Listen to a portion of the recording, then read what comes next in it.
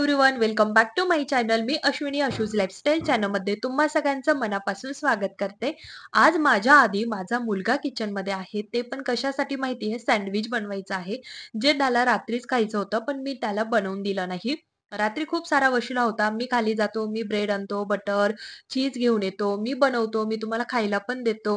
पण मी काही त्याला बनवायला परवानगी दिलेली नव्हती, कारण माझा स्वयंपाक झालेला होता. भाजी पोळीच खा म्हटलं. उद्या संडे आहे, तर सगळ्यांसाठी नाश्त्याला तू ना सँडविच बनव आणि सगळ्यांना खाऊ घाल तुझ्या हातचे. तर ते त्याच्या लक्षात मात्र होतं. सकाळी मी उठली, माझ्या आधी त्याची अंघोळ सुद्धा झालेली होती बरं का, आणि टीव्ही बघत बसलेला होता.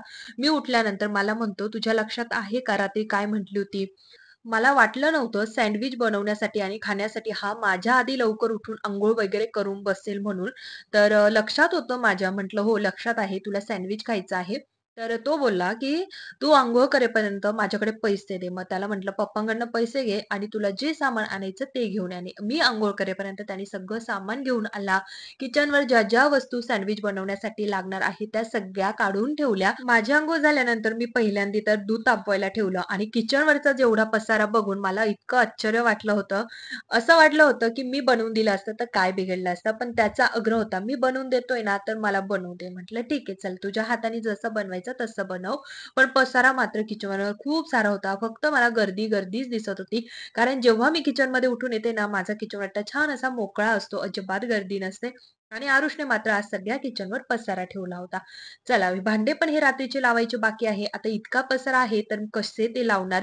त्यामुळे ते खाली बाजूला ठेवून घेतले. म्हटलं, आज आपलं सँडविचचा नाश्ता पोटभर खाऊन घेऊयात आणि नंतर बाकीचं आवरूयात. तर इथे बघा, चोरून-चोरून चीज सुद्धा खातोय. त्याला सँडविचमध्ये झालं कमी चीज आणि त्याच्या पोटातच जास्त गेलं आणि असा छान इथे चोरून-चोरून असं छोटे-छोटे पीसेसचं चीज खात होता. तसं म्हणायला गेलं तर बटर आणि चीज हे 2 पदार्थ आम्ही घरामध्ये लागले तेव्हाच घेऊन येतो फ्रेशमध्ये, आधीच आणून ठेवत नाही. नाहीतर याचं काम चालूच असतं थोडं-थोडं खाण्याचं.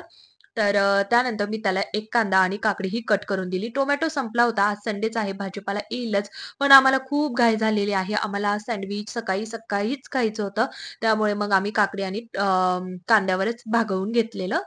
त्यानंतर मग आता इथे मी ना जे आमचं सँडविच मेकर आहे, एक इलेक्ट्रिक मधलं आहे आणि एक जे हँड डायरेक्ट गॅसवर आपण शेकवतो ते पण आहे. तर तेच शोधत होती आणि खूप दिवसांनी आज सँडविच बनवल्यामुळे ते मी वरतीच ठेवून दिलं होतं. काय बनवत नाही, काही नाही. मग वरती ज्या गोष्टी कधीतरी लागतात, कधीतरी बनवतो ना, त्या सगळ्या वरती आहे लाफमध्ये. तर ते शोधलं पण मला काही इलेक्ट्रिक सापडलं नाही. जे सापडलं मग ते बाहेर काढलं. म्हटलं, चल आता जे आहे त्यावरच आपण करूयात. मग जे हँडवालं आहे ना, तर ते भेटलेलं. पण खूप छान त्यांनी सँडविच बनवलं होतं बरं का. त्याच्या पद्धतीने, साध्या सोप्या पद्धतीने मस्त सँडविच बनवलं.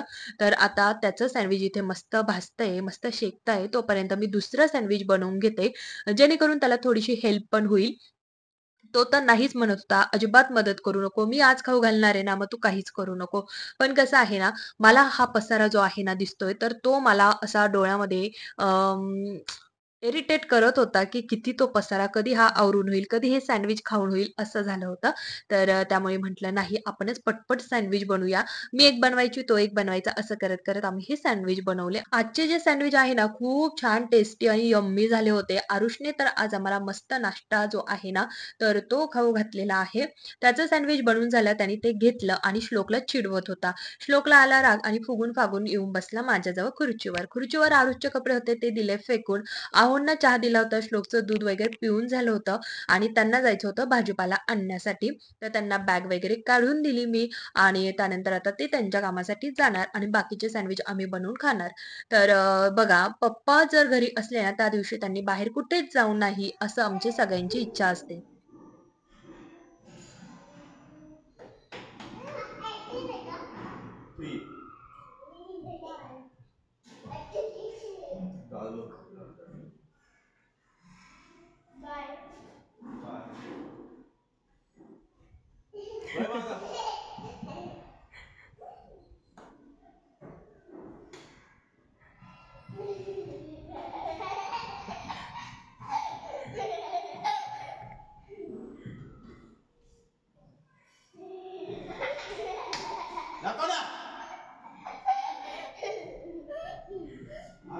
नका रे आता, चला.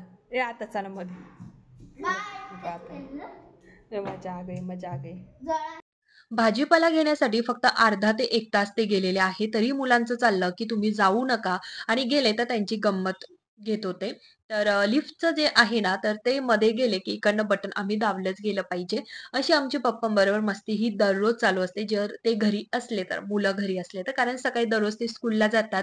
पण हो, ज्या दिवशी सुट्टी वगैरे असते, तर तेव्हा असंच पप्पांबरोबर केलं जातं. तर इथे ते गेले. आमचा सगळा नाश्ता वगैरे झालेला होता. चहा पिला, मस्त गरमागरम सँडविच खाल्ले.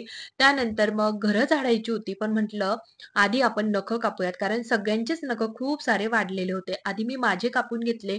नंतर मी श्लोकचे नखं कापण्यासाठी घेतले आणि तो आहे ना खूप सारा घाबरतो बरं का नखं कापायला. असे चोरून-चोरून हात देत असतो आणि पण तरी मी त्याचे नखंही कापून घेतले. हाताचे कापले, पायाचे पण कापलेले आहेत आणि आरूचे ना नखं हाताचे कापण्याची तर कधीच गरज येत नाही. कारण ते त्याला खायलाच कमी पडतात. त्याला किती रागवतो आम्ही, की "नखं खात नको जाऊ, नखं खात नको जाऊ." पण तो ऐकतच नाही. त्याचे नखं मला आठवत नाही मी कधी कट केलेले आहेत. थोडेफार नॉर्मली वाढलेले असतात. ते कट सुद्धा करता येत नाही. कारण जिव्हाळी लागून जाते.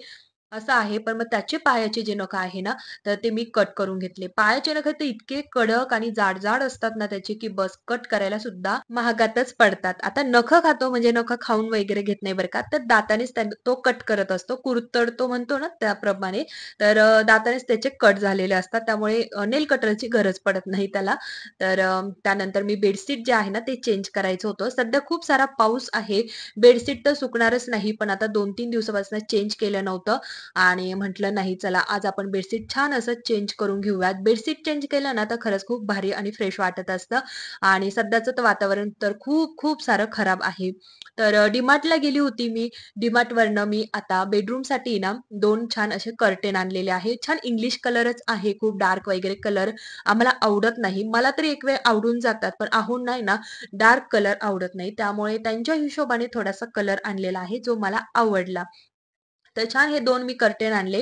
₹499 ला मला एक पडलेला आहे.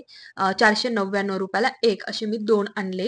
₹1000 मध्ये माझे गेलेलेच ते दोन्ही कर्टेन. आता हे कर्टेन म्हटलं चला लावून घेऊयात वेळ आहे तर आणि ते लावण्याच्या आधी ना त्या जवळची जागा जी आहे म्हणजे खिडकी जवळची सगळी जागा जी आहे ना, तर ती सगळी आता पुसून घेते. जे काही माझे 2 फोटोज आहे ना, फॅमिली फोटो आहे, तर ते पण थोडेसे झटकून पुसून घेतले आणि जी खिडकी आहे ना, ती पण स्प्रे मारून व्यवस्थित क्लीन करून घेतली.